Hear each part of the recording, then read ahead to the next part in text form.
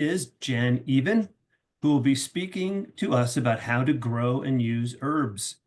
Herbs are a good gateway to growing your own food.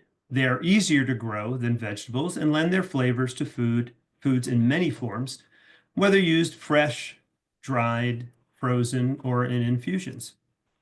Jan has been a master gardener here in Central Oregon since 2009. She grew up vegetable gardening in the Midwest and turned to herbs while living in the Puget Sound area, where the weather was too cool to be successful with heat-loving vegetables. Today, she grows vegetables, hay, and herbs on her small farm in North Redmond. Okay, so at this point, I am going to stop sharing my screen and I'm going to turn it over to Jan. Take it away, Jan.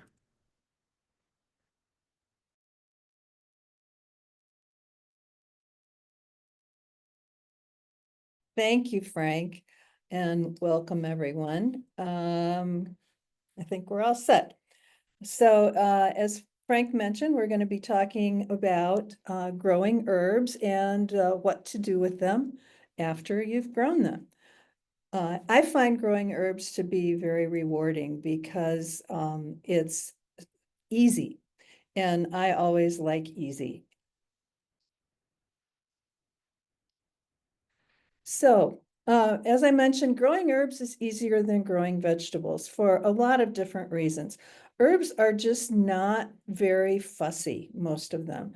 They will do fine in less than 8 hours a day of sun, which is what vegetables require. If you have only morning sun or only afternoon sun, that is okay for most herbs.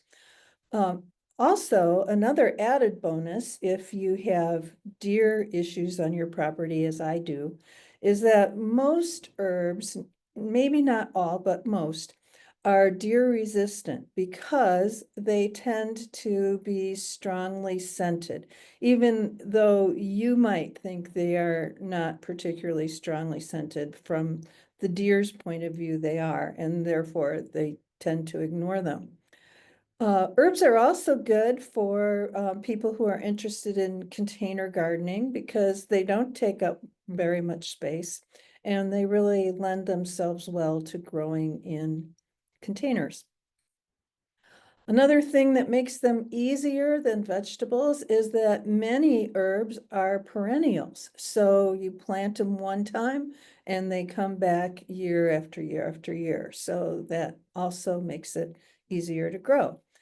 And the Mediterranean herbs, which many are native to Mediterranean areas, which even though we think of those areas as being very warm, which often they do have a lot in common with our region, even though we're not so warm. In the summer we are, and both of the regions, Central Oregon and the Mediterranean, tend to have very poor soils that are sandy and gravelly and not so hospitable to many different types of growing things. But many of the herbs think that is just fine. It won't hurt to amend your soil though, and I'll do that, but not as religiously as I do for vegetables. It's not necessary to do it every single season. One of the important reasons that people have used herbs, not just today, but going far back in history, is that they are a really valuable culinary asset. Especially if you have anyone in your family who needs to restrict salt, herbs are a really worthwhile investment of your time because they add a lot of flavor without any salt at all. Herbs are also easy to dry, and once dried, they will keep for a long time. They begin to lose their potency, however, after 1 year. So for me, it's always tempting to go down that condiments and spices aisle at Costco, and you see these gigantic bottles of herbs and think, oh, that would really last a long time. Yes, but that is kind of a problem because of the fact that the herbs will begin to lose their potency after a year. So think about how much you would use a particular herb and over what period of time before you buy a giant bottle like that. Maybe those are best left to large families or restaurants. Another thing that I like about growing herbs is in addition to using them dried in cooking, or you can even freeze them, um, I like to snip them just right out of the garden. So I have my herb garden right outside my kitchen door. So it's very convenient to just step outside and snip something off when I need it. And that way I never have to worry about running out of something when I'm creating a recipe. Fresh herbs can also be used to flavor butter as well as other dishes that you're cooking. And the thing to remember is that dried herbs are more intense in their flavor than fresh herbs. So you need to use less to avoid having an overpowering effect. So a good rule of thumb is that if a recipe calls for 1 tablespoon of fresh herbs, that would be the equivalent of 1 teaspoon of the same herb dried. And so if you do have herbs that are more than a year old, you can still use them. There's nothing wrong with them, but they will not be as potent. So you might want to use more. Infusing vinegar is safe for home cooks and easy to do. Infusing oils, however, carries some food safety risk, significant risk, and is better left to professionals. The reason vinegar is safe for amateurs like us is because of its high acidic content that discourages the growth of any kind of bacteria. Uh, Oil doesn't have that property, and so if you are not very knowledgeable about what you're doing, you can easily create something dangerous.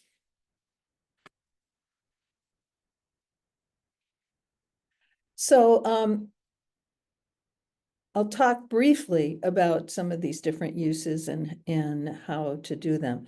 If you're going to infuse vinegar with oils, that works out well, and it's a nice gift item too that I often make for people in my family to just start out with some white wine vinegar or red wine vinegar, and then you can infuse it with your herbs. So first, number one is make sure that you have a sanitized glass container.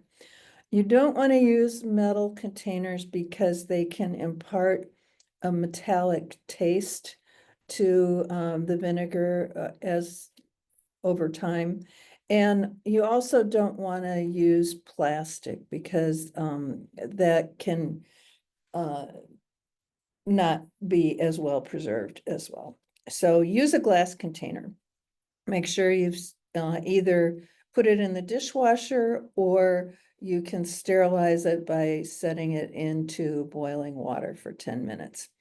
So rinse the herbs and dry them with a paper towel so that they aren't damp if you are using fresh herbs. You can also use dried herbs. Put the herbs into the glass container at the, if you're using fresh herbs, about 2 sprigs per cup of vinegar. It's not precise because, of course, this is a matter of personal preference, and the intensity of the herbs can vary with how long you leave them in there. You want to warm the vinegar to 190 degrees. That's warm but not hot. And then pour it over the herbs.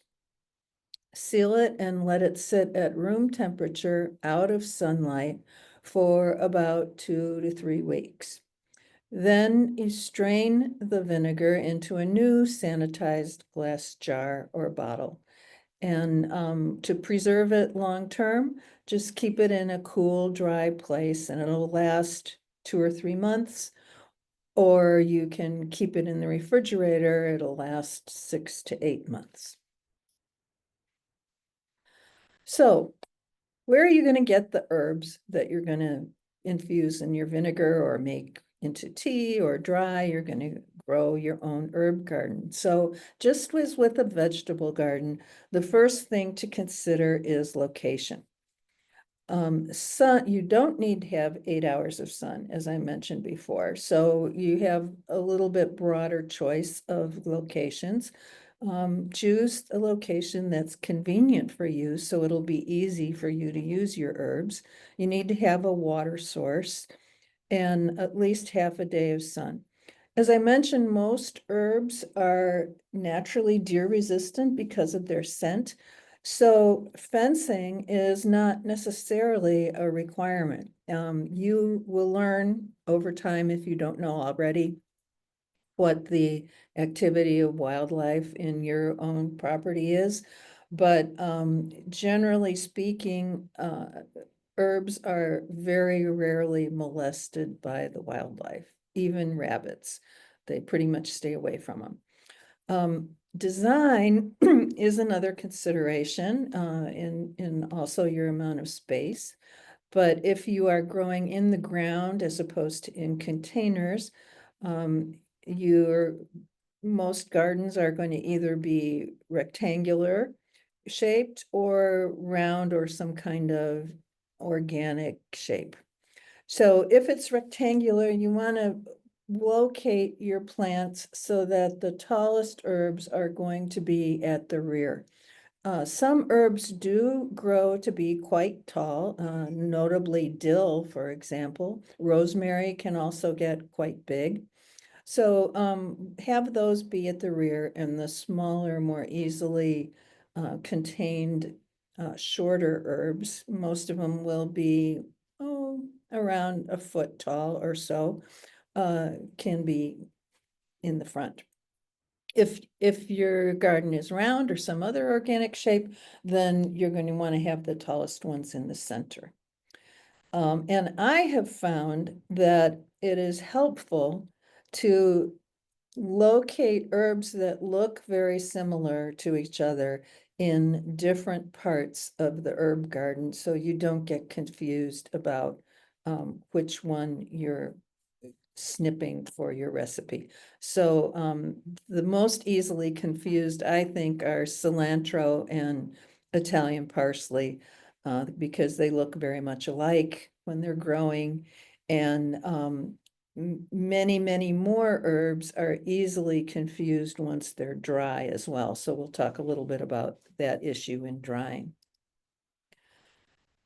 You know, herbs generally do not have flowers that are anything to write home about. They tend to be very nondescript if they have them at all.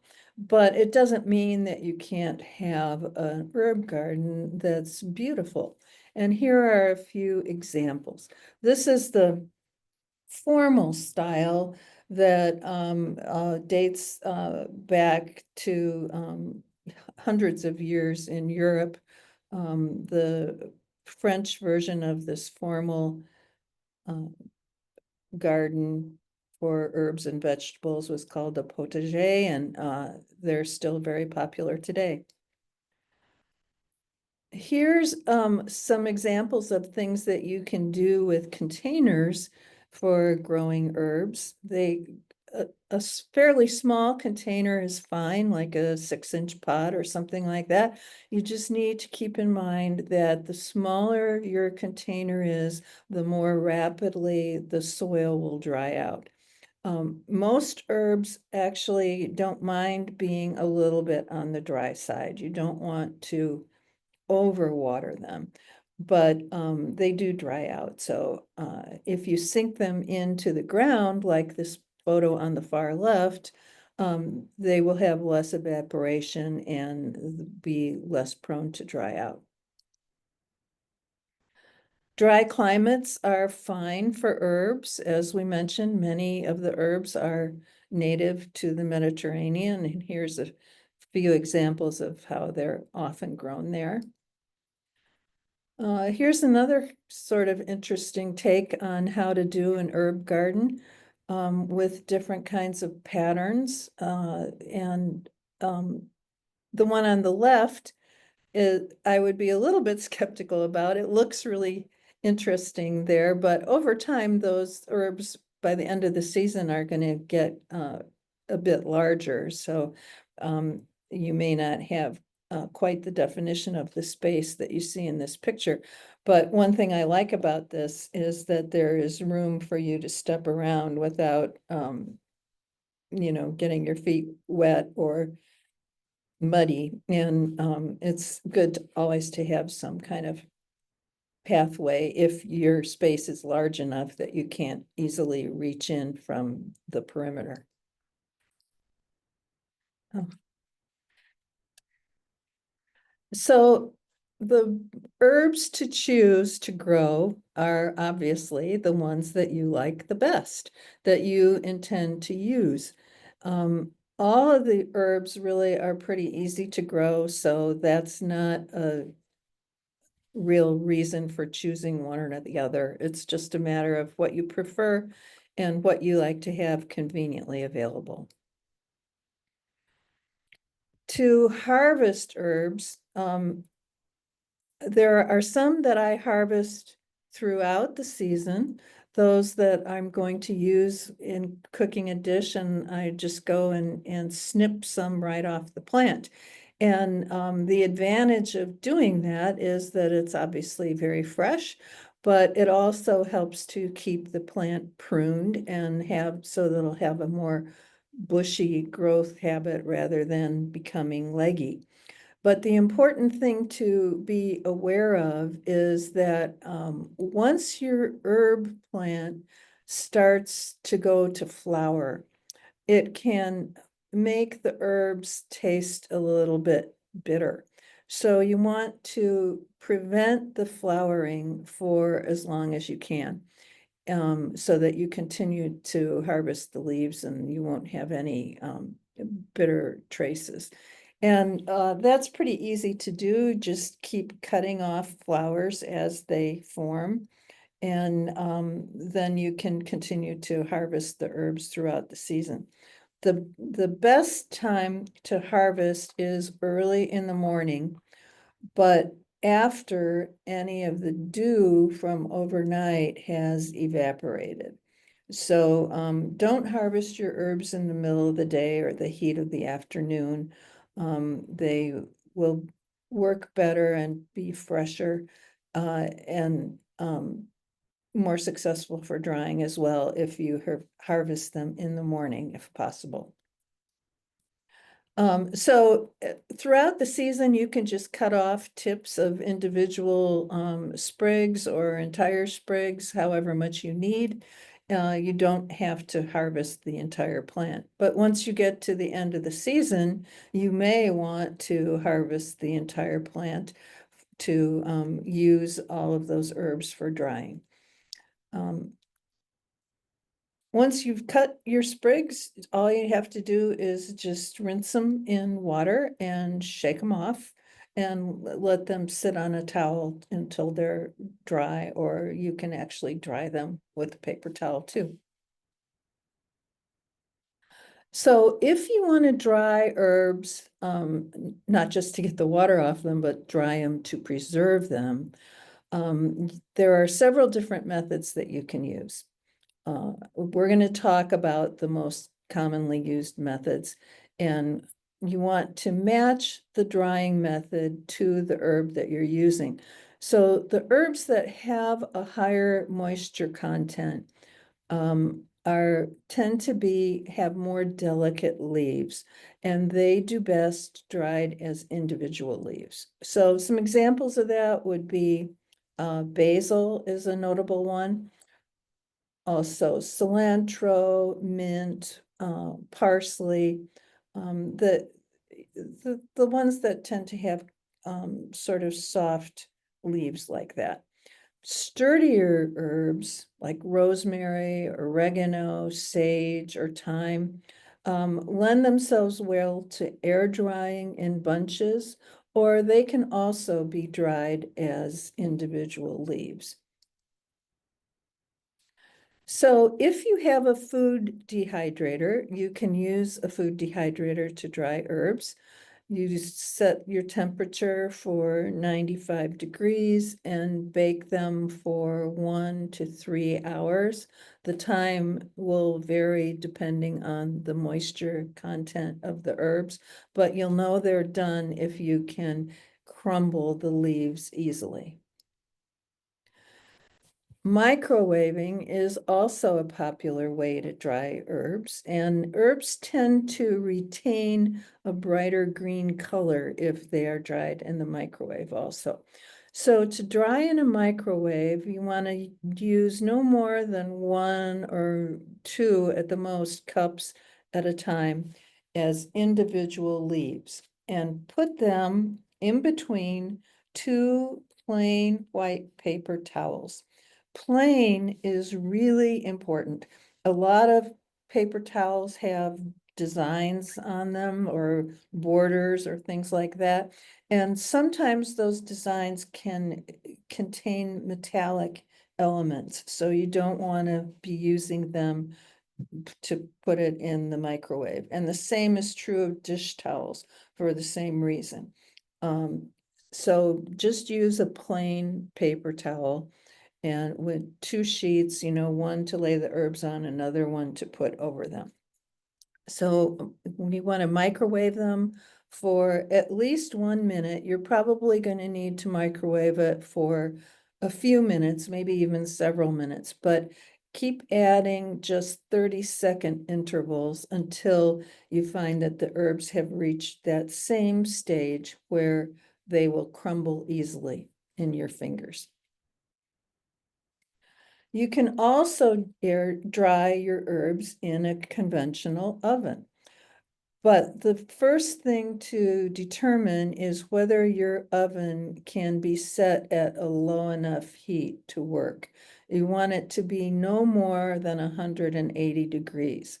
Some ovens will not go below 200 degrees, so first check your oven to see if that's a feasible method for you. If it is, then you can dry your herbs in the oven. You want to leave the oven door open though. And yes, you'll lose some heat escaping, but that's the proper way to do it if you're using your oven. You can put the leaves on a baking sheet that's lined with parchment paper in a single layer and turn them at your oven's lowest temperature. If it will go lower than 180 degrees, that's great. You can put it down to about 150 or 60 degrees if it will go that low, but it has to be no more than 180 degrees. And again, you want to just let it dry in that situation until the leaves crumble easily. And that will probably take for most herbs about 3 or 4 hours.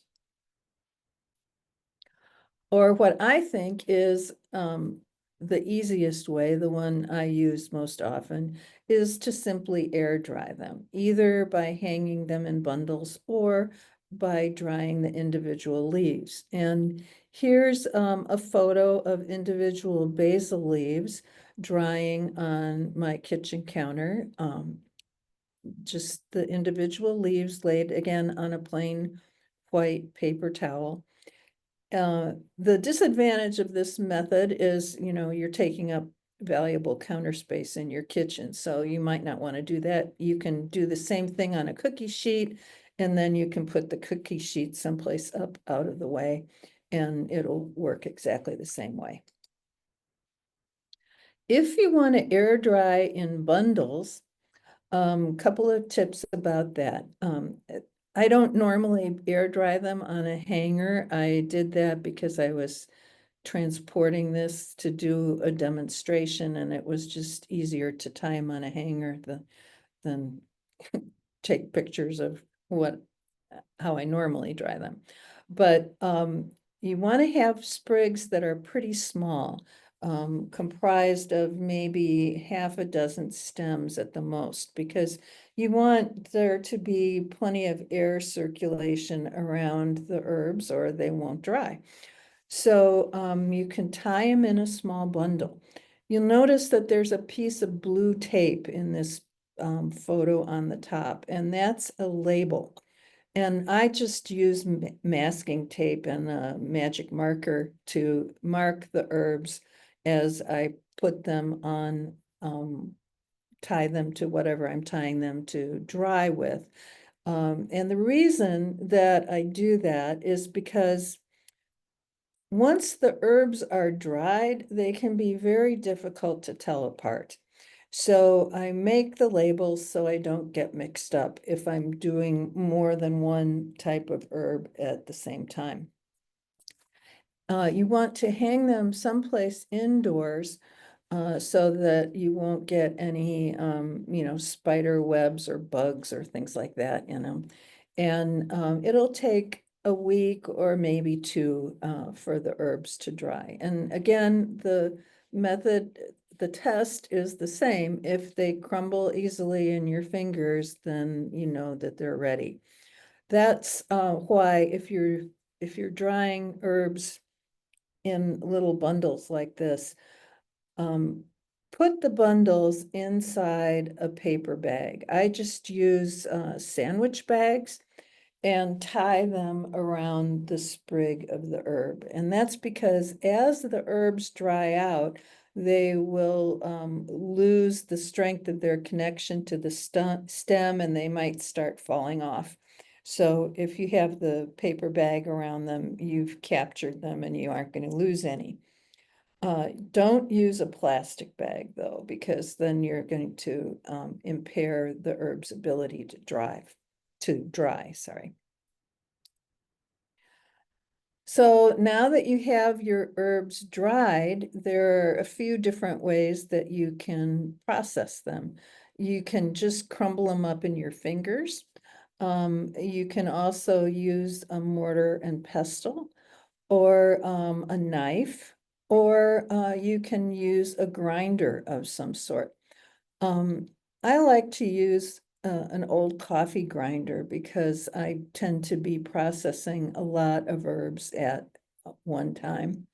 And I learned the hard way that you only need one or two pulses to chop your herbs. If you let it go as long as you would to actually grind coffee, for example, you'll end up with herb dust.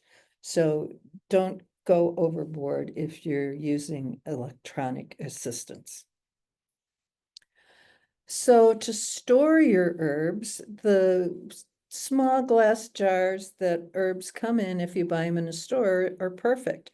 So I just save those and wash them and use them again and again and again. And just label them. I just use masking tape because it's simple. And then you're good to go. You can use larger jars. But again, then you have the issue that you have if you buy the big jars at Costco.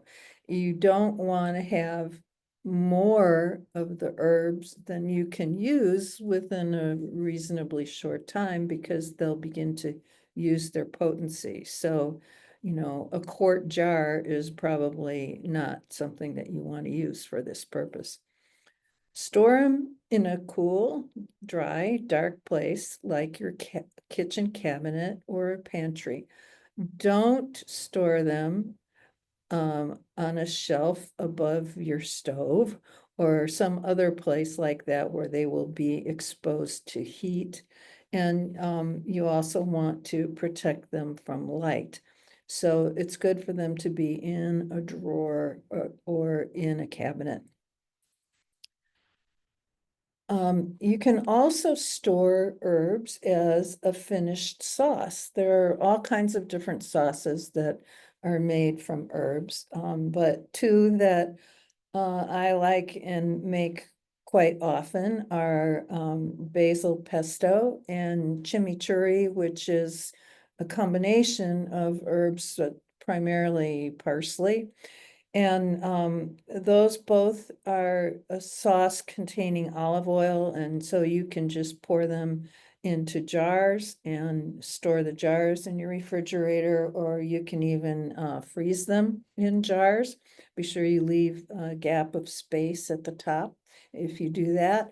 You can also freeze them in ice cube trays. And then once they're frozen, you can unmold them from the ice cube trays and put them in a freezer bag. And then as you're cooking, you can just pull out 1 or 2 cubes to use as you're preparing a dish, or as many as you want. Each one will be the equivalent of probably a couple of tablespoons or so. So even if you don't grow your own herbs yourself, you can still use some techniques to save money buying herbs, because to buy dried herbs is pretty expensive for what you get. The typical little jar costs anywhere from $5 to $10. And it's easy to make your own herb blends or bottle your own herbs from the bulk sources if you can. So you can just scoop them out of the bulk containers, and again, be sure that you label them. You know how when you buy foods in bulk, the bin will be numbered and you have to write down the little number. And that's fine as far as it goes, but that's what the store needs. But I find that I need something that makes it crystal clear to me what the herb in this bag is, because again, when it's dry, herbs look similar to each other, and especially when they're chopped up, so you can no longer see the shape of the leaf, they're even more difficult to tell apart. So I always just write the little number on one end, and then I write what the herb actually is on the other end, so that when I get them home and I'm ready to start making my herb blend, I'm not confused about which herb is which. So as you're growing your herbs over the season, we mentioned that they don't need as much soil amendment as frequently as vegetables do, and they don't need as much water as vegetables do. And generally speaking, they'll just keep doing their thing, chugging along the whole season. And all you need to really be doing, aside from using them, is making sure that you cut off any flowers that try to form before they actually get much progress as a bud. So when you get to the end of the season, you have a few different options. One is you can harvest virtually your entire plant, which is what I usually do. But if you don't want to deal with drying that many herbs, especially all at the same time, that can be a little bit challenging if you don't have an extra indoor space like a garage or a barn or something like that. You might just want to leave them in the ground.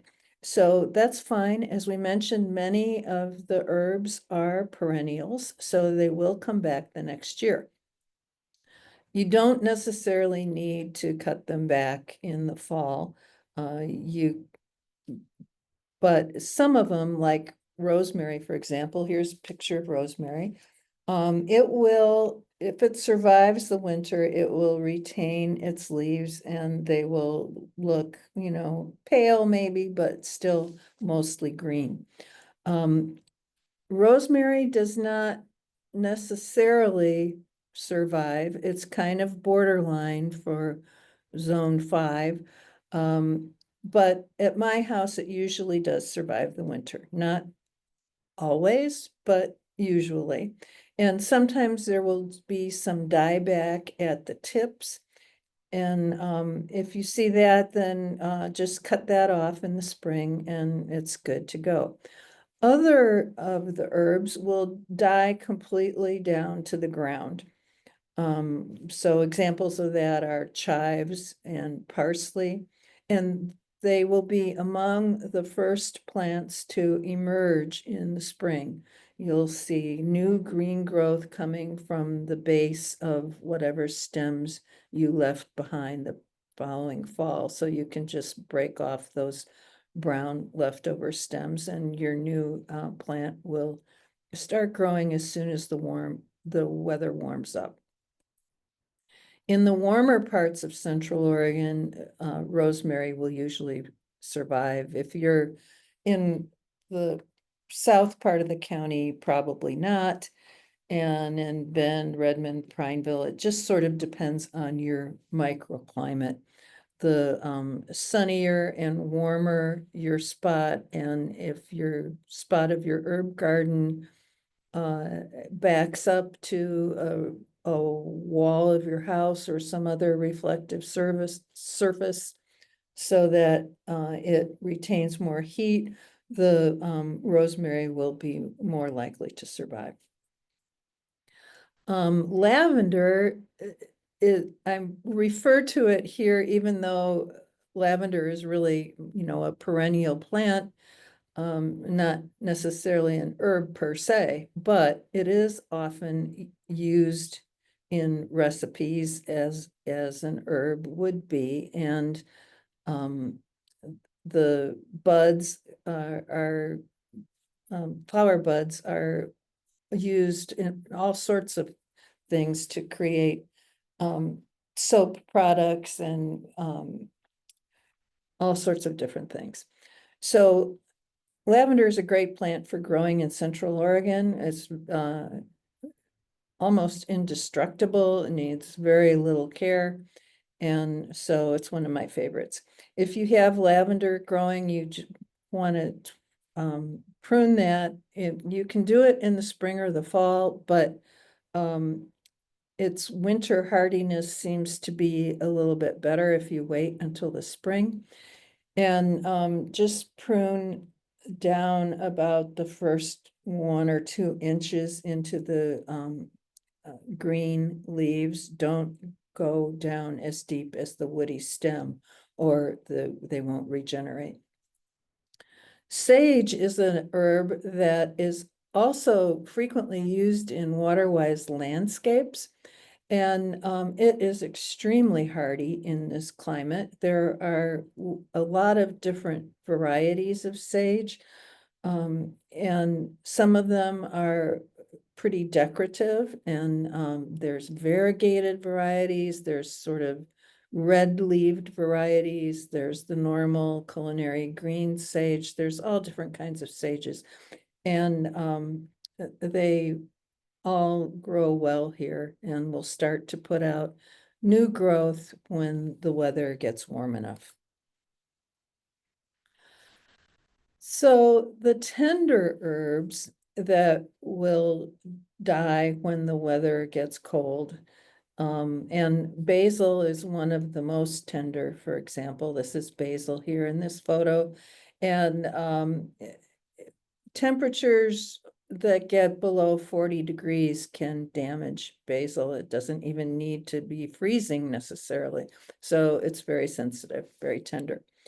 But they can still be overwintered. If you don't want to just let them die in your garden and plant them again new the next year, then you can overwinter them. To overwinter these tender herbs, you want to dig them up from your herb garden plot and pot them. And you may need to fill in gaps with potting soil and inspect them carefully for any insects or spiders or you don't want to introduce any kind of pests or disease into your house. And water them well, and also be sure that you spray off the leaves well. and let them dry and air dry, you know, the plant, and before bringing it indoors. They are going to need a sunny spot in the winter to grow over the winter in your house with at least 6 hours of sunlight. Depending where you live, that may or may not be feasible. So consider your conditions before you try to do that.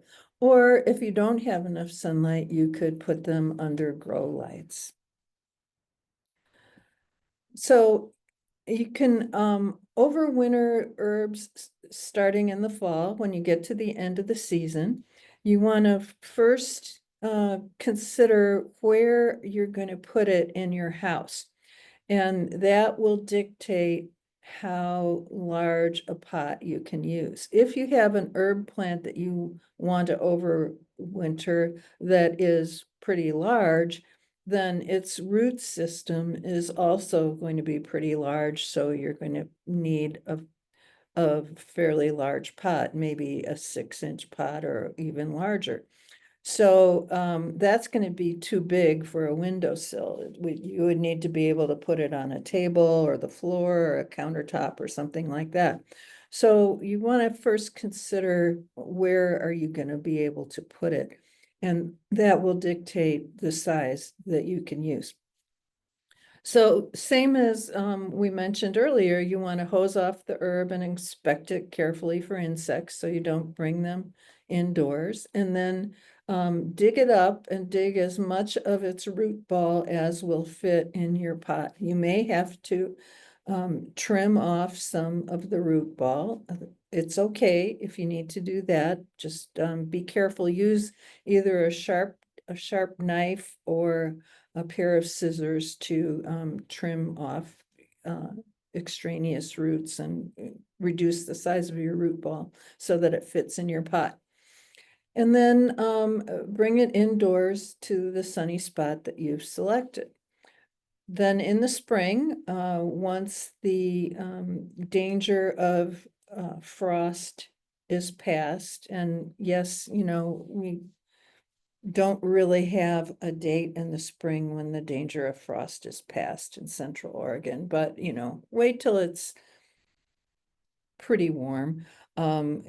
Keep in mind that with your tender herbs, though, it's almost like as if they were a vegetable. If we're going to have a freezing night, you need to cover them. But in the spring, bring them back outdoors. And if you have them in an unglazed clay pot, you can just plant the whole pot in the ground if you want to, or you can remove the herb from the plant and plant it into the garden soil the way you had it before you overwintered it. You can also start the overwintering process in the spring by planting your herb that you are going to eventually overwinter in an unglazed clay pot to begin with, and burying that pot in your garden. The reason I say use an unglazed clay pot is because moisture in the soil will reach the roots of the plant, and when you water it and from the surrounding soil, if it's unglazed clay, because it's permeable. If you use a plastic plant, that won't happen. So and you need for your pot to be able to absorb water. And then just use your herb all through the summer as you normally would. And then in fall, follow the procedure that we talked about for if you're starting your overwintering in the fall. Just to dig, but it's simpler because you just have to dig up the pot, clean off the pot, inspect for bugs, and then bring it inside. If you are overwintering your herbs, you want to use them a little bit more sparingly because they don't have as much light as they will in the growing season. And so it's more difficult for them to regenerate new growth. And then in the spring, start bringing them outdoors on warm days, as if you were hardening off new plants that you had just purchased. So bring them outside, out of direct sun, and then take them in at night and back and forth like that for a little while. And by May, it's warm enough that you can plant it out in your garden again. So one of the things that many people like to do with herbs that they have grown is to make tea. The herbs that are most commonly used for teas are mints. There are many different types of mints, and all of them are used in teas quite commonly. Lemon verbena, lemon balm, chamomile, and holy basil or tulsi. We'll talk about that in a little bit. If the summer is dry, then that tends to concentrate the flavor of the herbs. So if you are growing your herbs primarily to make tea from once they're dried, then you might want to keep them even drier than the herbs that you are going to be using for fresh cooking or for cooking once they're dried. You can let the herb's own leaves be your guide. If anything starts to wilt, then obviously it needs more water. But otherwise, watering them once a week or so is sufficient. So if you want to grow mint, which is delightful and can be used a lot of different ways, not just in teas, one thing to be aware of is that mint can be very invasive, and it will quickly take over your garden if it has conditions that it likes. So to prevent that, you want to have your mint in a somewhat contained situation, either in an actual container, or you can use something that has an open bottom if the sides are tall enough. So an example of something like that would be clay flue tiles, for example, that you can get at a home center or hardware store. That's what I grew up gardening with my parents, and my father used to always plant his mint in clay flue tiles. He was an engineer and kind of a geeky guy. You can also use, like a PVC section of PVC pipe, like the 8-inch or 10-inch pipe will give plenty of room for your plant to grow. Or what I do is, that's even simpler, I think, is just cut the bottom out of a gallon-sized pot, or larger if you want to have more space to grow, and then just plant that in the ground. So it prevents the roots from spreading horizontally. They can still spread vertically deep, and that's fine, but it'll prevent them from taking over the rest of the garden. So what is holy basil? We mentioned that that is something that's frequently used in teas. And how is it different from sweet basil that you see more commonly, especially around here? Well, one of the primary differences is that the holy basil is frequently used in Asian cuisines, whereas the sweet basil is frequently used in Mediterranean cuisines. And the holy basil has a more intense flavor than the regular sweet basil does. And it has small leaves with serrated edges. And usually the stems are purple. And it's a far less common plant. I have never seen it in a local garden store. But there may be some that carry it. I just haven't ever seen any. But you can order from a lot of different websites, online live plants or seeds, if you're interested in growing it. It's also more drought tolerant than regular sweet basil. This is an example of what it looks like, and you can see that it has the same type of flowers that sweet basil gets, but note how the leaves are serrated, and that's the key way to tell them apart. Here's the regular sweet basil, and you can see that the leaves are smooth-edged, not serrated. So to make tea with your herbs, you want to have your herbs dried. And then you bring your water to a boil. You can use the amount of herbs that you use in ratio to your water varies with personal preference, but you probably want to use somewhere between 1 teaspoon and 1 tablespoon of dried herbs per cup of water. And put the leaves that I'm assuming that when you dried your herbs, then you've got your leaves all crumbled so they're small. Put them in a tea ball or an infuser and submerge that in the teapot or the cup. Or you can also do, if you have one of those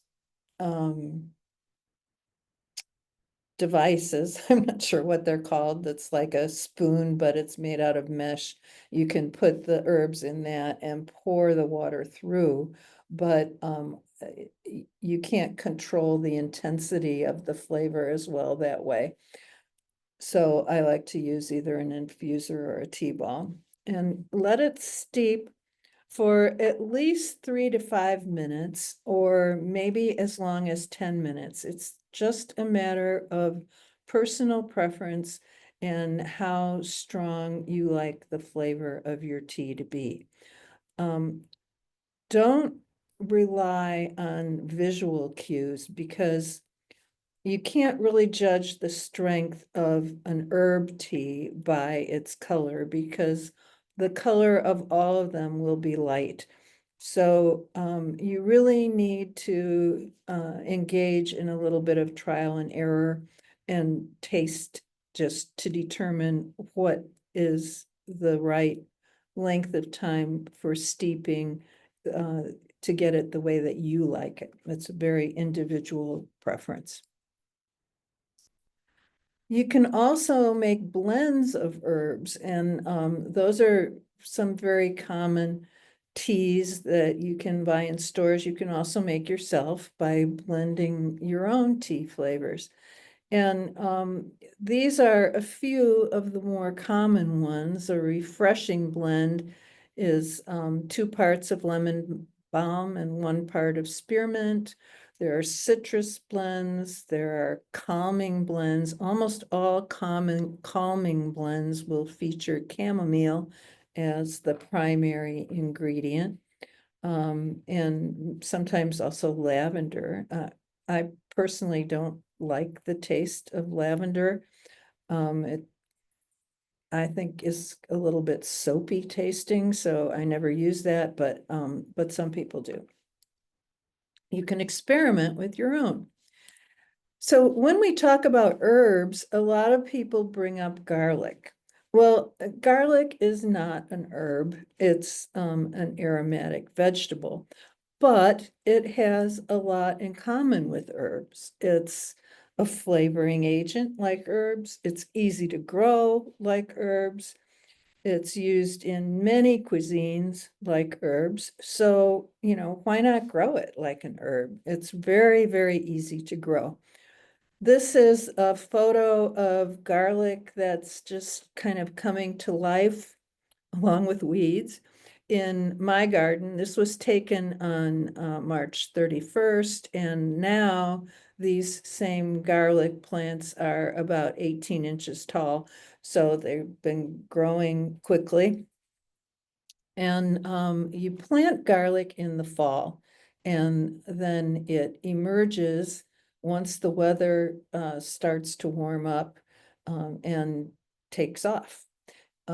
If you plant it in the fall, you plant it in October or November. If we have a mild winter and it starts coming up in the winter, don't worry about it. It'll be fine. Just leave it alone.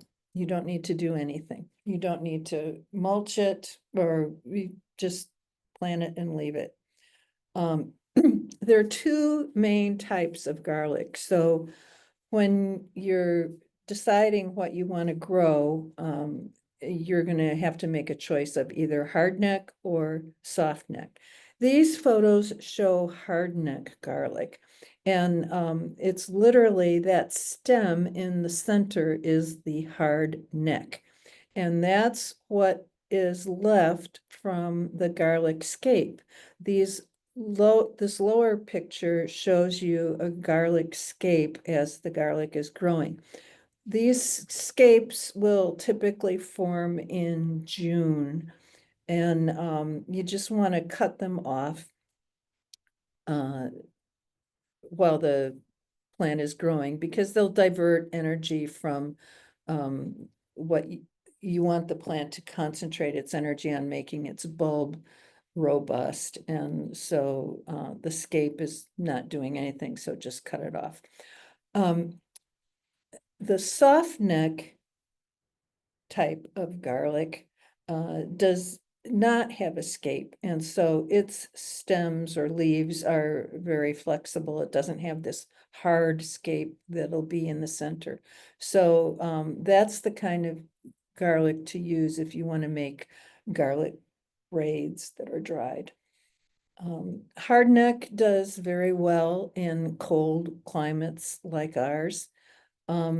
Soft neck can also be grown in a cold climate as well.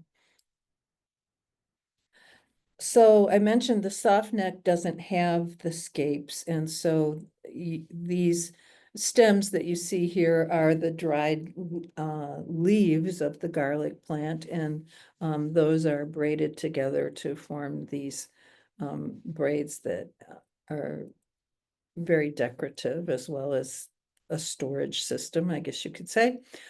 Soft neck garlic will keep for 6 to 9 months, and it grows in a variety of conditions. So it can be grown here. The taste of the garlic varies with the soil and climate conditions of where it's grown. So in a cold climate like ours, the soft neck garlic tends to be more hot than in a warmer place. So if you're growing garlic, it's kind of an off alternate season from other vegetables. You want to plant it in the fall, and then it's harvested in July. There are a lot of different varieties that are commonly available. You see them in stores locally in the fall. I was surprised to see in a store just recently some garlic that was available to buy. Usually it's available in the fall because that's when you would plant it, just like a daffodil bulb or something like that. And when you're planting the garlic, you dig a trench and then put down a low nitrogen type of fertilizer, like bone meal, for example. And or bulb food is also primarily bone meal. And then cover that area where you put down the fertilizer with at least an inch or so of soil, so that when you plant the garlic, it is not touching the fertilizer. And you just pull apart the cloves and plant it with the pointy end up about 6 inches or so. Remember, if you're planting your garlic in your vegetable garden, At the time that you're planting the garlic, you may not have done your fall garden cleanup yet. So be sure and mark it in some way so that you know where that garlic bed is and you don't accidentally dig it up as you're pulling weeds and doing your fall cleanup. And then as soon as the ground even begins to thaw, quite easily early, maybe as early as February even, the garlic tips will begin to emerge of the garlic leaves. Garlic is very easy to grow. It doesn't really need much in the way of tending. Once the spring shoots emerge, you can start watering and weeding, but other than that, you don't need to do anything. If you're growing hardneck garlic, when the scapes form, cut off the scapes, and you can use them in cooking. I use them just sort of the way you would use green onions, chop them up really small into salads or things like that, or you can also saute them, and they have a mild garlic flavor. And then in July, you can stop watering when when you see the leaves starting to turn a little bit yellow, then you can stop watering. And around mid-July or so is usually the right time to harvest the garlic. And it's very easy to harvest. You just pull the bulb right up out of the ground. So this is what it looks like. You've pulled them all up, shake off as much of the dirt as you can, and then you want to dry out the garlic. So spread it in a single layer in something that will allow air to circulate, like on top of a window screen or a section of metal hardware cloth, or I use the plastic trays that are garden stores give you plants in sometimes. Save those, they work well for drying your garlic, and I just put them on a couple of sawhorses with 2x4s so that I have two parallel 2x4s on top of the sawhorses, and then I lay those containers across them, and so I can have the garlic in single layers so that they dry well. And the garlic and its leaves will be maybe about 2 feet or so long. They're fairly large, but not huge. And then you want to dry them in some place that is protected from the weather. So out of direct sun, but in a ventilated place and protected from the rain. I don't use my garage because my garage gets very hot. And so I put them on in a under a covered deck, and that seems to work out really well. And let them dry until you can see that the whole plant has become dried out, and that takes a couple of weeks usually. Then you can cut the plant stalks off and trim off the roots, and then use a brush, like a clean paintbrush or a soft toothbrush, to brush off all the remaining dirt. And then you want to store the garlic bulbs in a breathable cloth bag like cotton or linen. Don't use something that's 100% synthetic, or don't use nylon or something like that. Don't use regular traditional burlap is fine, but don't use the fabric that a lot of nurseries call burlap, which is actually got a plastic coating. You don't want anything that's going to impede the airflow. So if you want to learn more about garlic, we are, Master Gardeners are going to be teaching a class on garlic on July 12th. And this is Jerry Marsick who teaches the class. He's been growing garlic here in Central Oregon for more than 30 years. And this was at his class last year at the Discovery Park Community Garden. And you can see he's standing here beside his bed of garlic, and you can see that the tips of the garlic's leaves are turning yellow. And that's because it's harvest time, mid-July. Below here is the URL for registering for the garlic class, or you can just go to eventbrite.com and search classes in Bend, Oregon on July 12th, and you will find it. So I like to use herbs in cooking a lot, and I make my own herb mixes and sauces, and these are some of the ones that I like to use. And included in the handouts that we will send you are these recipes for some of the herb blends that are my favorites, and Herbes de Provence is probably the one I use the most. There, excuse me, there are a lot of different varieties of how you can make an Herbes de Provence blend, but this is probably the simplest and most basic one. And again, you store them in a small glass jar, just like in any other herb, and they'll maintain their potency for about a year or so. And Italian seasoning is very similar to Herbes de Provence, but it has a little heat from pepper flakes, and garlic powder is usually a component of it as well.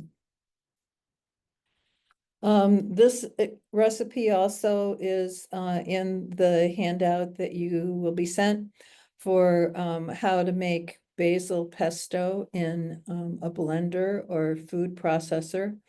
I will typically in my own garden grow 8 basil plants, and I harvest the basil throughout the summer, just in little bits, snipping it here and there for whatever I'm making. And then about the middle of the summer, I will cut the basil plants all way back. And so I get a huge amount of basil at one time, and I make a batch of pesto. And then at the end of the season, I do the same thing in September again and make another huge batch of pesto. And I freeze it sometimes. If you are going to freeze it, then omit the cheese, because the texture, freezing alters the texture of it in a way that's not great. So if I'm going to be freezing it, I wait until I'm ready to use the pesto that I've froze, and then I'll mix the cheese into it. Chimichurri is, I mentioned early on in our talk that it's composed of parsley and also cilantro. And those are, again, chimichurri recipes can vary a little bit. It's a sauce that originated in South America, is commonly used on steak in Argentina, for example. It's good on steak, but I also use it on all kinds of other things. It's good on fish or chicken, or it's very useful, I think. And it'll store in the refrigerator for about 2 weeks. I've also included in your handout, the salmon rub recipe that's called Rub with Love, which is made by a Seattle restaurateur named Tom Douglas, who is well known throughout the Northwest. And this is his rub for salmon. It's also good for other kinds of grilled meats and fish as well. But it's especially great on salmon. And this will also be in your handout, a general guide to drying herbs, which is from our own Oregon State University Extension Service, and also a guide for growing, which is from the University of Minnesota Extension. So I think that's about all we have here today. So I will stop sharing my screen. Oops. And we can take whatever questions you may have. Okay, wow. I just want to give you a round of applause myself, Jan. That was wow. Thank you. That was amazing. Much more than I could ever imagined you teaching us. Yeah, I'm really excited. What I did find very interesting and wonderful too is that you answered a lot of these questions as we went along. You know, questions would pop up. A lot of them had to do with surviving the winter. So I won't ask you those. I'm just going to go through a few here. Here's one that someone has troubles getting their basil to thrive. Do you have tips for basil? Any basil tips? Yes, the basil is pretty easy to grow, but one of the challenges of basil is that it does not like super strong sun. And at my property, it is very, very sunny, and so I have to protect the basil, and I actually grow it in a cloche where I put up a cloth barrier on the west facing side to protect it from the hot afternoon sun. So if you are putting your basil in a full sun location, you may need to shade it either by growing some other plant in front of it or using some kind of cloth to screen out some of the intense sunlight. It doesn't necessarily need to be shade cloth. Mine that I use is just an old sheet. It works perfectly fine. You just need to cut out some of the sun intensity or the basil won't thrive. Okay, great. You know, another basil one came up from Rhonda. She asked when she cuts it back a lot, it doesn't come back for her. So, any tips on cutting it back? Well, you possibly might have cut it back too much. I cut the plant down to about maybe half of its height. And so I only do that once during the middle of the season. So the basil plant by then is probably 18 to 24 inches tall. And I cut off maybe about the top half or so of it. So there's still a lot of leaves. If you don't leave a lot of leaves still on the plant, then it may not have enough photosynthesis to keep growing. Okay. All right, great. I just want to mention something here. April actually said she registered for the garlic growing class, and there's only 7 more spots. So people, if you're interested, get on it. So Oh, yeah, that's great. the Yeah. garlic growing class is going to be taught in the Discovery Park Community Garden. And actually in the garden around the plot there, like that photo I showed you from last year. So you can see that there's not room for hundreds of people there. So if you're interested Mhm. in doing that, be sure you sign up soon. Yeah, great. Okay, you talked about mint. Great suggestions there. Someone had a question about taming mint. Are there any other herbs that are invasive like mint or to look out for? Um, I wouldn't say invasive like mint, but some people have reported that dill reseeds very readily. And Hmm. so you may end up with dill in places that you don't want it. Hmm. But that's from reseeding, it's not from spreading of the roots. Okay. Okay, and Cindy early on asked about she'd like some more info about trimming back lavender. Okay. Um, Well, when you trim back lavender, the only fatal mistake is if you trim it back too far and you cut into the woody stems, because then it won't regenerate. So you only really want to you cut out the whole flower stalk that's there from the previous season, and then down into the green leaf area, uh, a couple of inches or so, however much you need to shape the plant. But don't cut it, the growing lavender plant will have several inches of stem with leaves on it, and then it has at the bottom woody stems. And so don't cut into the woody stem part. Also, over time, if you, some people say, well, why do you trim back lavender? Well, because if you don't, what tends to happen over time is that it kind of dies out in the center, and you end up with a sort of ugly plant. So if you trim them back every year, they will keep going for a long time before that happens. I have some that I've had in the ground for maybe 15 years, and Hmm. they're still doing fine, but you do have to shear them once a year.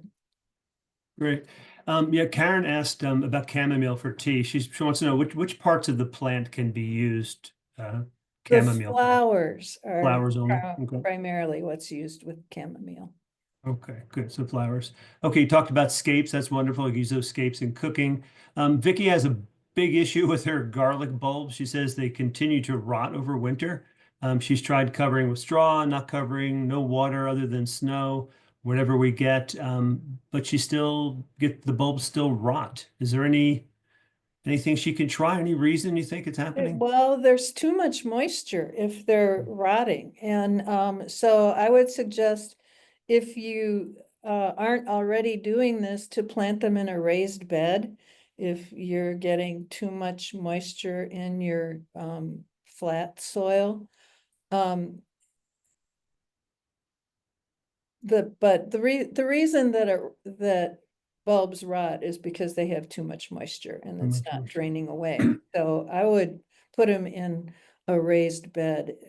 If you're experiencing rot in a raised bed, then I would say that for some reason your um, raised bed mix is retaining too much moisture. So maybe uh, add a little bit of sand to it or something like that. Mm, good. Okay. And Cheryl was asking, she'd like to know, are there any suggestions for herbs that are good in shady areas? Any good herbs to plant in shady areas? Parsley grows very well in shaded areas. Cilantro, as I mentioned, basil can't take hot sun. Semi-shaded area is fine for basil.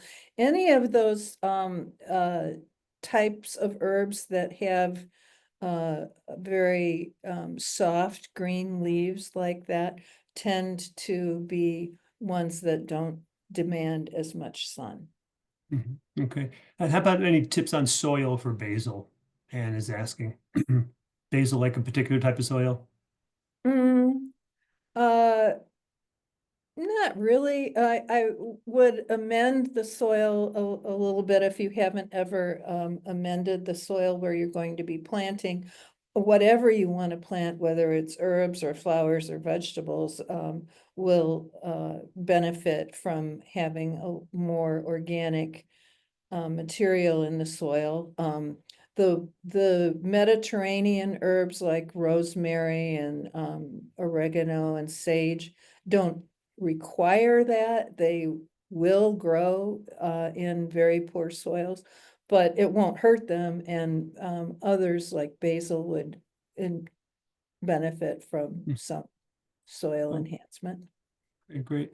Yeah, Bonnie wants to know, she says, wonderful talk. She's thanking you here, but she's trying to visualize the PVC pipe for mint. Uh-huh. I'm just thinking, what, it's a big 8-inch piece, like kind of Yeah, long. it's those of us who live in rural areas are very familiar with irrigation pipe that if you're piping your ditch, you have a PVC pipe that's about 8 inches in diameter, or you can also get 10 inches. Or you can get smaller, like 6 inches, and it's just a section of pipe. It's typically sold in 8-foot lengths at home centers or irrigation supply stores or places like that. So you don't want 8 feet long, obviously, you only want a foot or less. But if you happen to have some of that lying around, which people out in the country, often do, your Yeah. so-called inventory, uh, Mhm. you can use it for that. Now, Doc Williams here, he says he lives in the DRW. Can he still plant garlic sets now? It was 29 degrees last night. Um, do you think garlic? No. Yes, no. I cannot answer that definitively. I don't know the answer, but I will research it and let you know. Okay, great. And Rhonda wants to know what herbs are good to place around berry bushes. Um, would you know any? Well, are you placing around berry bushes, you mean as a deterrent to animals, or just that you want to do companion planting? I guess it Yeah, I doesn't don't. really matter. Yeah. I don't think that there are any herbs that would particularly interfere with or impede berries. But if you're growing blueberries, for example, blueberries like to have an acidic soil, and so you have to amend your soil in a very specific way in order for blueberries to thrive. And herbs like to have the more neutral type of soils that we have in Central Oregon, so they're not going to like that super acidic soil. Um, but unless you're growing blueberries, I don't see why there would be any particular issue with what herbs you plant around your other berries. But the other berries that are commonly grown around here are either raspberries or strawberries. And raspberries will have, big canes. And so um, if you want to be harvesting your herbs, it's going to be sort of difficult to do if you have raspberry canes growing over beyond them. So that might not be very practical. Uh, Yeah, that's a if good point. You know what she was asking for. She specified here. Sorry. She wanted to keep the insect. Oh, keep the insects away. Um, I don't know that herbs are necessarily insect repellents. Uh, I I don't know about that. I would have to research that for you. But I wouldn't call them a repellent to wildlife necessarily, but I have lots and lots of deer, rabbits, foxes, you name it, I've got it on my property, and they never eat the herbs. Mm. I think it looks like one last question here is about Anne. She says she tried to grow herbs last year, and her planter, raised planter, but they stayed the same size as when she purchased them. She thought it was the soil. What do you think was wrong? If it, Well, it's possible that it was the soil, but I think it more likely was that they didn't have enough root space to Mm, grow larger. So herbs are good candidates for container gardening because they don't take as much space as many vegetables. You know, if you have a tomato in a pot, for example, you really need to have a huge pot because a tomato root ball will become quite large over the course of a season. And herb root balls don't become as large as a tomato, but you still, if you have you know, there's the size of the plants are still going to be constrained by the amount of space that their roots have to grow. So mm, maybe you were just trying to put too many plants for the size of your pot.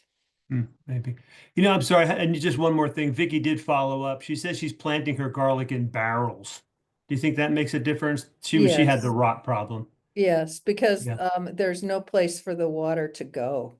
Mm, So if you're going to use a container like that to grow garlic, then you really need to make sure that you have good drainage. So if you're using a barrel, um, you need to turn it upside down and drill holes in the barrel if you haven't already done that, and then add a few inches of gravel in the bottom of the barrel so that the water that accumulates from the snow and rain has someplace to go.